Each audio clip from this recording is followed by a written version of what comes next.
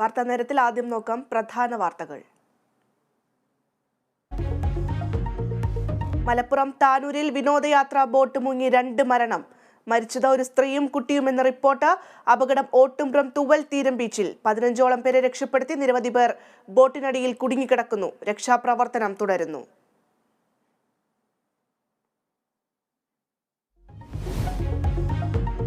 AI camera വിവാദത്തിൽ പ്രതിപക്ഷാക്ഷേപത്തിന് മറുപടിയുമായി CPM. ആരോപണം ശുദ്ധ സംബന്ധമെന്ന് CPM സംസ്ഥാന സെക്രട്ടറി.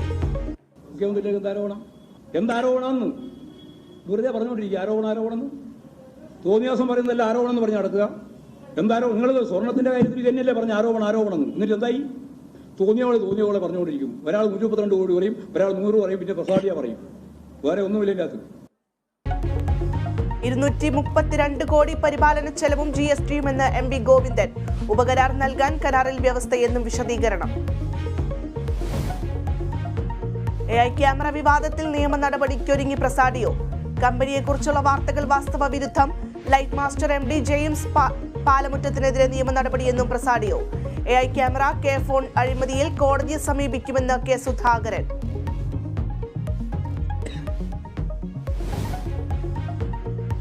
തിരുവനന്തപുരത്ത് നവജാത ശിശുവിനെ വിറ്റ സംഭവത്തിൽ കുഞ്ഞിന്റെ അമ്മ അറസ്റ്റിലായത് കാഞ്ഞിരംകുളം സ്വദേശി അഞ്ജു. തൈക്കാട് ആശുപത്രിയിൽ വെച്ച് കുഞ്ഞിനെ വിറ്റത് 3 ലക്ഷം രൂപയ്ക്ക്. KSRTCയിൽ BMSന്റെ 24 മണിക്കൂർ പണിമുടക്ക് ഇന്ന് അർദ്ധരാത്രി മുതൽ. KSRTC നിലനിൽക്കണമെന്ന് ആഗ്രഹിക്കുന്നവർ സമരത്തിൽ നിന്ന് പിന്മാറണമെന്ന് ഗതാഗത മന്ത്രി. KSRTC ഡയസ് നോൺ പ്രഖ്യാപിച്ചു. മലയാള സിനിമയിലെ ലഹരി ഉപയോഗം ഷൂട്ടിംഗ് സൈറ്റുകളിൽ പരിശോധന നടത്തുമെന്ന് കൊച്ചി സിറ്റി പോലീസ് കമ്മീഷണർ. സെറ്റുകളിൽ ഷാഡോ പോലീസ് നിരീക്ഷണവും ഉണ്ടാകും.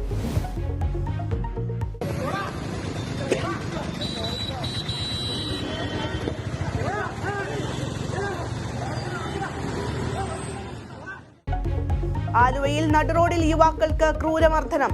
ആക്രമണം നടത്തിയ ഓട്ടോറിക്ഷ ഡ്രൈവർ അടക്കം 3 പേർ കസ്റ്റഡിയിൽ. മർദ്ദനം കാറിൽ ഓട്ടോറിക്ഷ ഉരസിയത് ചോദ്യം ചെയ്തതിനെ തുടർന്ന്. കർണാടകയിൽ തെരഞ്ഞെടുപ്പ് പ്രചാരണം അവസാന ലാപ്പിൽ. ബംഗളൂരുവിൽ പ്രധാനമന്ത്രിയുടെ റോഡ് ഷോ.